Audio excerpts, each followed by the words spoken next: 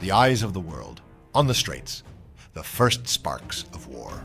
At the outbreak of World War I, the Ottoman Empire, although weakened, still held a strategic position. The Dardanelles and the Bosphorus were the only passages to the Black Sea, and Russia's connection to the world depended on these two straits. Upon entering the war, the Ottoman Empire completely closed this passage, cutting off aid routes to Russia. Russian armies were struggling in many areas of the front, facing shortages of ammunition and supplies. Therefore, the Tsar's commanders pressured Britain and France to open a new front against the Ottomans. This front would both weaken the Ottomans and provide a breathing space for Russia. The world's attention gradually turned to the Dardanelles. This strait was no longer merely a waterway.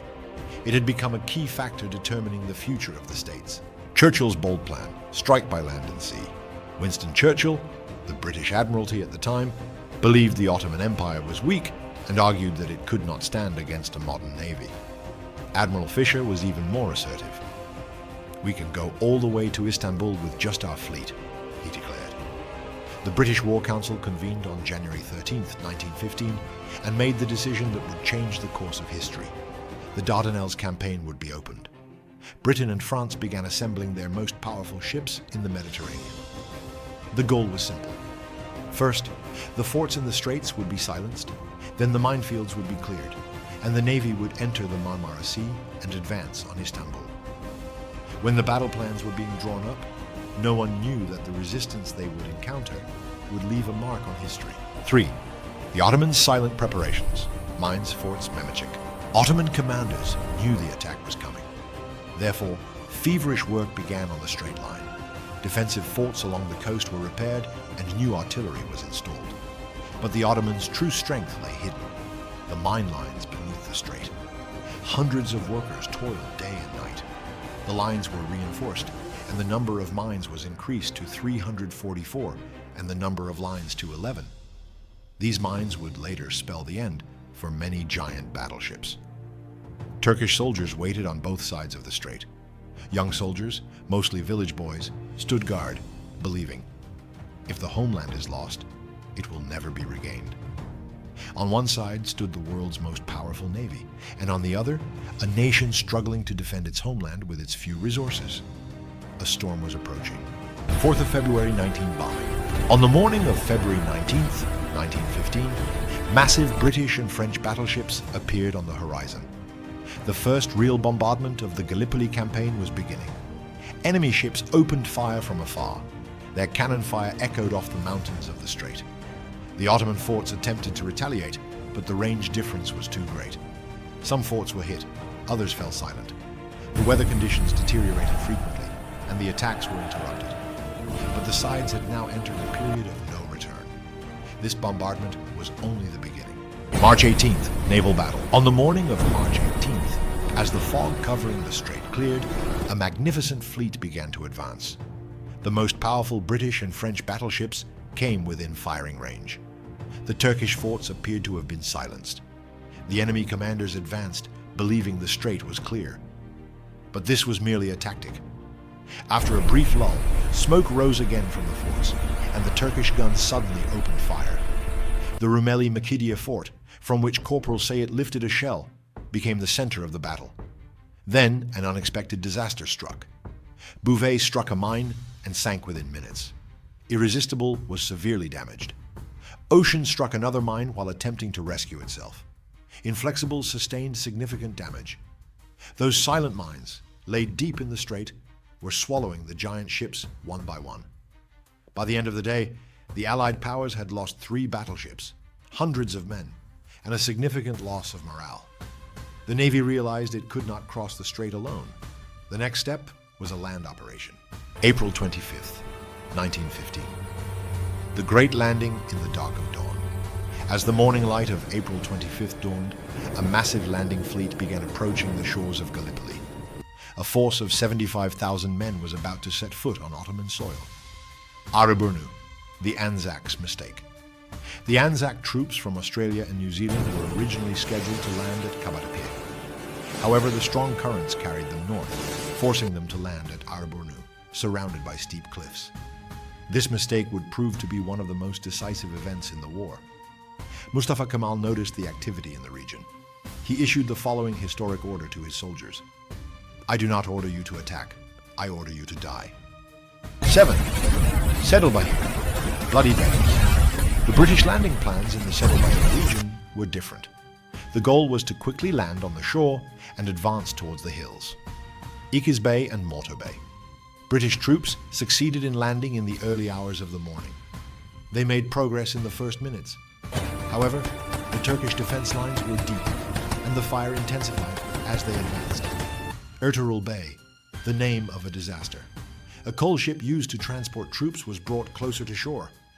However, just as the landing was about to begin, Turkish machinery began fire. The soldiers were shot before they could even get onto the boat, turning the beach into a bloodbath.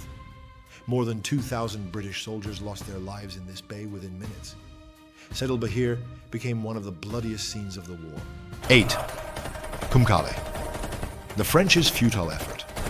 French troops landed at Kumkale as a diversion. Fierce fighting ensued with Turkish forces, but the area held no strategic value. After a while, the French evacuated the area entirely and moved on to Settle Bahir. These efforts in this area were only part of a larger operation and were unsuccessful. 9. The sinking of the Goliath. The night that changed the course of the war. On the night of May 12th to 13th, the Ottoman destroyer Muavineti Milliye silently advanced. Its target was the battleship HMS Goliath, patrolling the straits in the darkness. It approached. Breaths held. Torpedoes fired. Within minutes, the Goliath burst into flames and sank. Hundreds of British sailors lost their lives.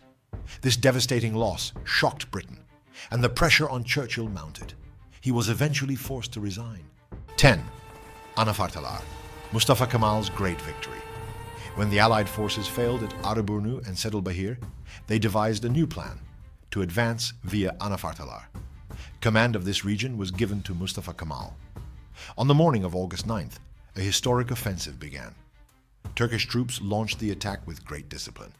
Within a day, Çunukbeyir, Kokaçimentepe, and the surrounding key positions were recaptured. The British were stunned.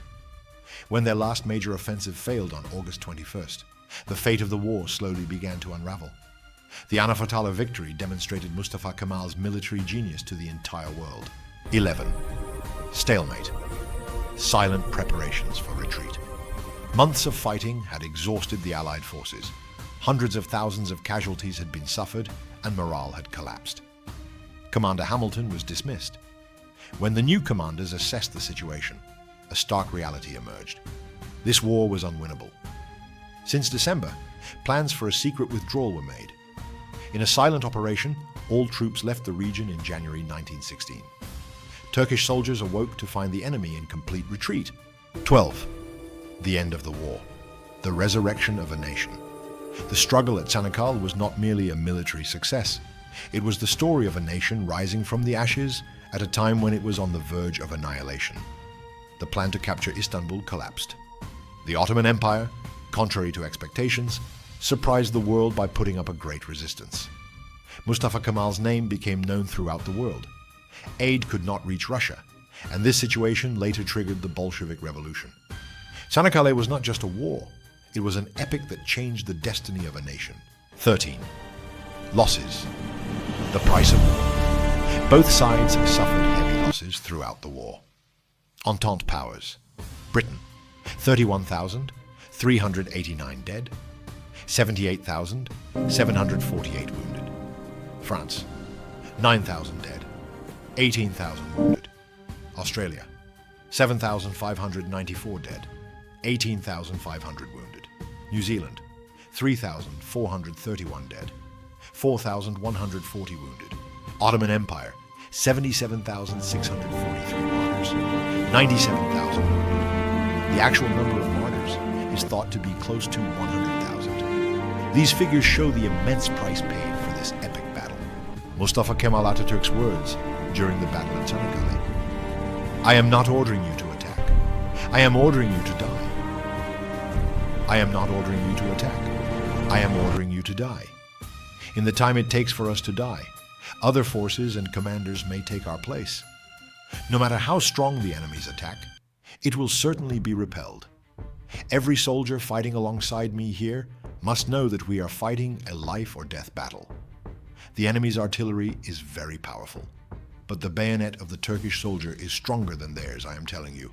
I am not ordering you to attack, but to die. Because if we die, the units that will follow will continue to defend the homeland. Soldiers, we will surely send the enemy back to where they came from. The trenches are 8 meters apart. Death is certain. Those in the first trench fall without exception.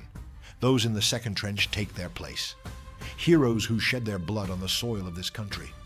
You are here on the soil of a friendly nation.